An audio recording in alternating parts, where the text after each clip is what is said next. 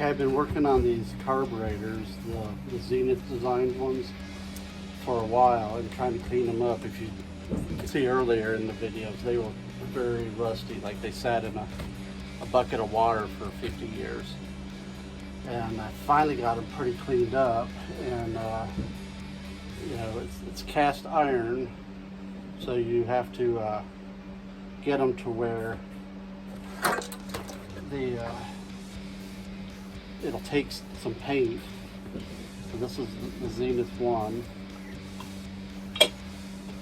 And now you can actually see on the face of it, it says Zenith 1. And it up here at the top, it has a Z for, I don't know if you get it on the camera there, for Zenith. And it's almost identical to this Holly. This Holly's sort of an early Holly that you could tell because it has a raised H right there. Later on they were imprinted into it, stamped down, but this is a raised H, and there's a raised H right there. And there's other design cues on these. You can tell how old it is by like this little bump down here, and just different things that happened in the casting, like this little slope right here. So, and some of the early ones with the, this isn't early enough to have the dual venturi, which goes in here, but this is a single venturi because the dual venturi would have a little pin spot right here to hold the venturi in. So this is like, probably mid 28, somewhere in there. I think I looked it up. They have different nomenclature for the Hollies, starting at H1 is day one Holly made them, through I think it's up to H22 for later in the production. And this one I think is somewhere around the H4 to H7, somewhere in that time frame. One of the problems with this one, and you can see on this one how, let's see if I get it, you know, nice the thread fuel input is. You know, people, lots of trouble keeping their fuel clean, so they're taking the carburetors on and off and the fuel line on and off, and it's just gotten very stripped over time. There's a little bit of thread still left on it. Actually over here there's a pretty good thread on it. Can't remember if this had any other real issues with it, but I think this also has the cast iron seat for the gas adjustment valve down here, and some of them, they have a little brass seat that goes down in there. You can see on this one, it's got a, I guess it's a G on the back, so it's not a dual venturi either. It'd have a little pinhole right there.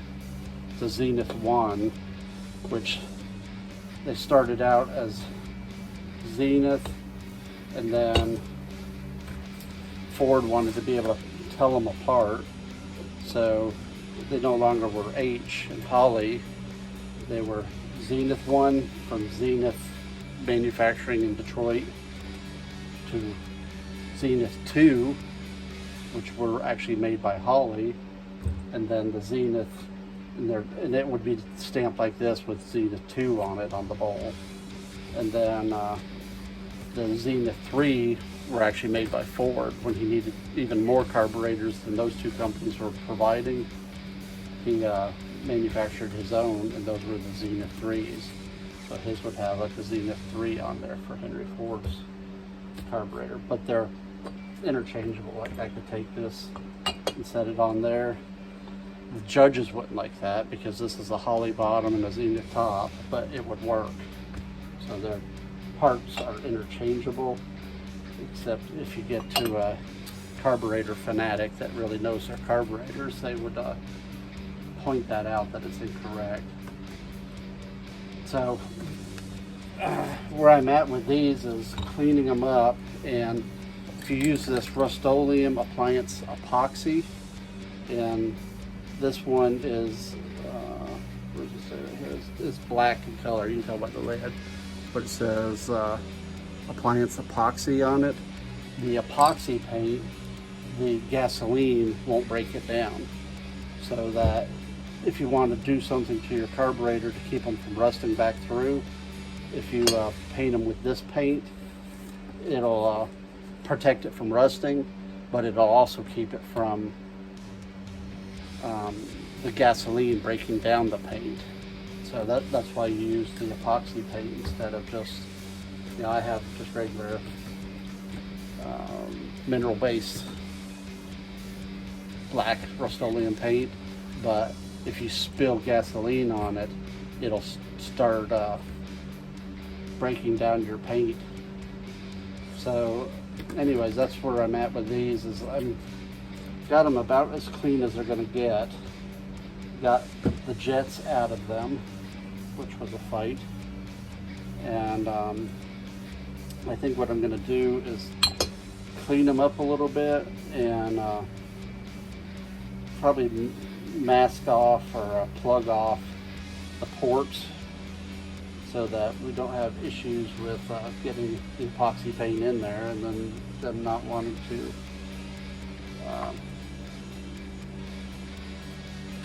then it wouldn't pass the fuel. So I may clean these up a little bit and try to get some of this epoxy paint on there and let them dry so they can be drying, and then look at rebuilding, putting new jets in it. And I also don't have the floats. I'm gonna have to buy floats for it, or 2 floats if I'm gonna do them both and try it. I could use the same float for either one of them, it would work. And I think the floats now are $40, $50 to get a float. And I may need some other stuff that didn't come in my jet kit. The kit that I got, I'll go through it piece by piece. Carburetor to intake manifold gasket, top to bottom gasket, which is the normal one you need. The idle mixture, you got the little spring that goes with it, and close little spring and the idle mixture screw, which would go right here on the top, and a gasket and the float valve. So I'll show you where that goes. You put the gasket on, you set that right in there.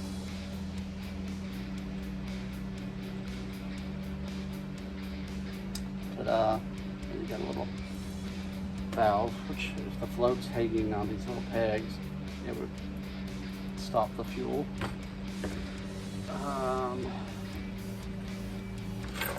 And you got these other jets that go in there.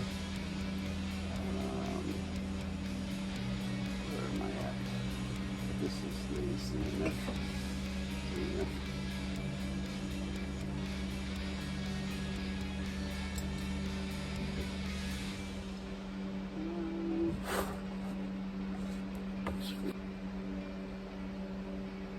And that has a little gasket on it. And then have the plug, which has a little, show you, has a gasket and a little plug. Goes over that back of that jet. So that's the bottom for your idle.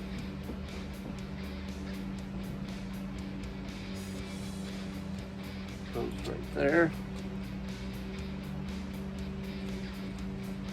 so that it can go down in that spot right there. This is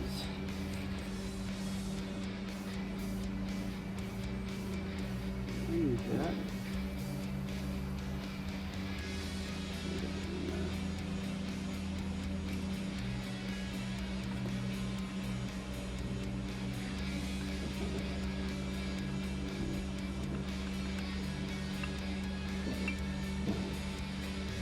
Down in there. You can see this passageway right here on the right goes over here is the fuel mixture valve. And I'm gonna have to actually get the sleeve that goes on it. I got the needle, but I don't have the sleeve. I think that's most of it. This fuel well, I guess I'm gonna have to order one of those. It didn't come in the kit. This hole over here, you can actually see these aren't quite on the bottom, so you'd have sludge in the bottom, and then your fuel mixture is actually not pulling from directly off the bottom. It's a little up, and then this one over here is your fuel going into your main jet over here. So take these back out so that I don't lose them, and get some paint on this. Get this one out. But first, I'm going to get some paint on here. And I just don't want to come out.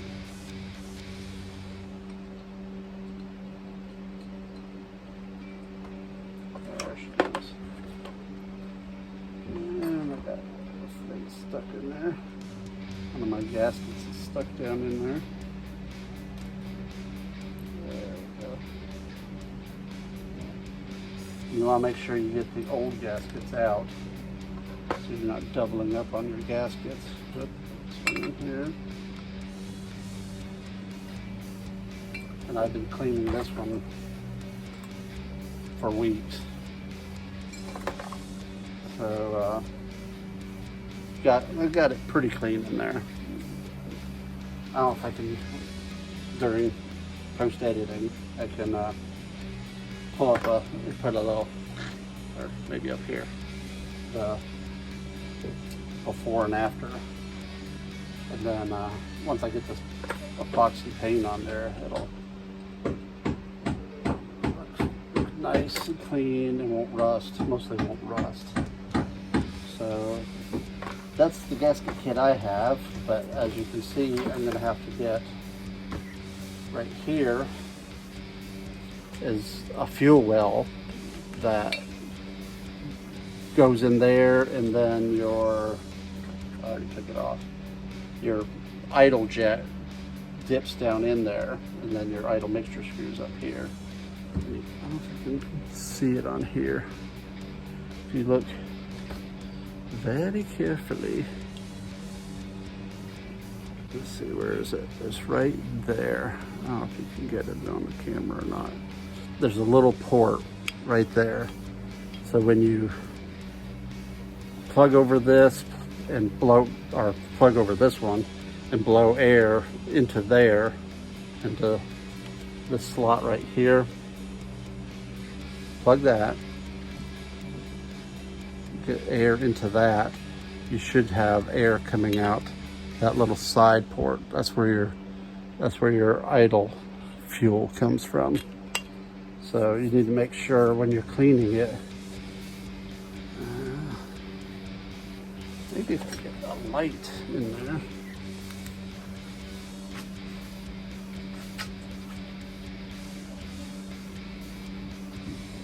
There, maybe that, you can see that right there.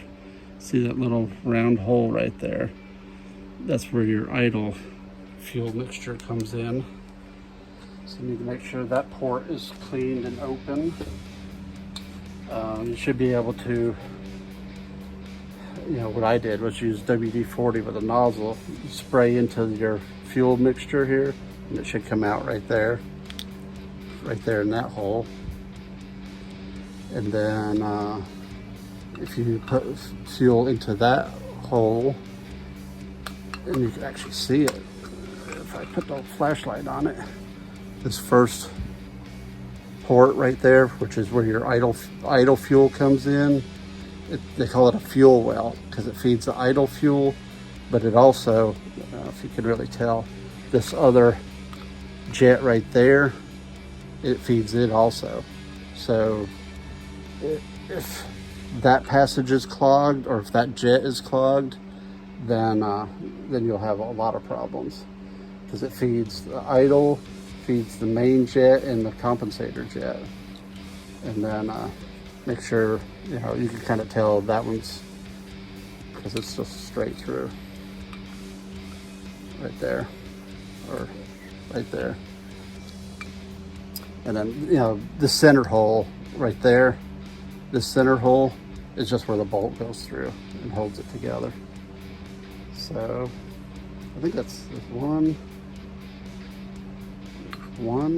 2, 3, and then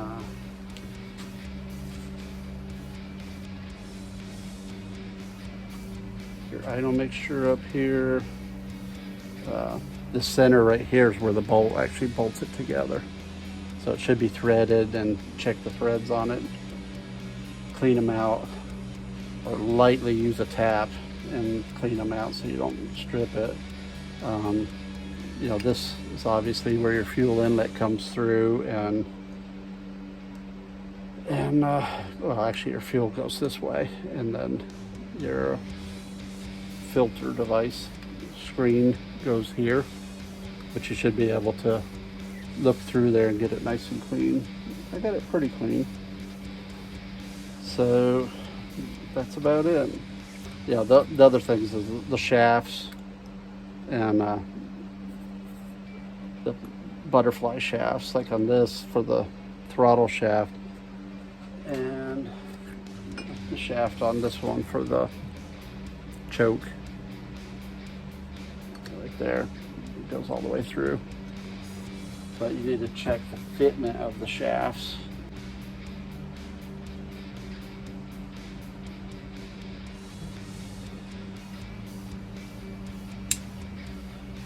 So you can see as it's going through, it's kind of tight, but right where it's been worn for almost 100 years, it's a little sloppy. I'll have to think about it. If I was going to really do this carburetor up nice, I would get a new shaft, because you can see on this side, it's not capped off, and which makes it nice so you can push it on through, but it also can suck air right there, so that your idle mixture, I don't know if once the throttle's open you'd really notice it as much, but like at idle, you just have to compensate for this leaking a little bit of air past it. I don't know that it is that critical, but to make it right, this has just a little bit of play in it. I mean, ever so slightly. But when you pull it over a little bit, you can tell it's much tighter. Let's see if I can show you on the shaft itself.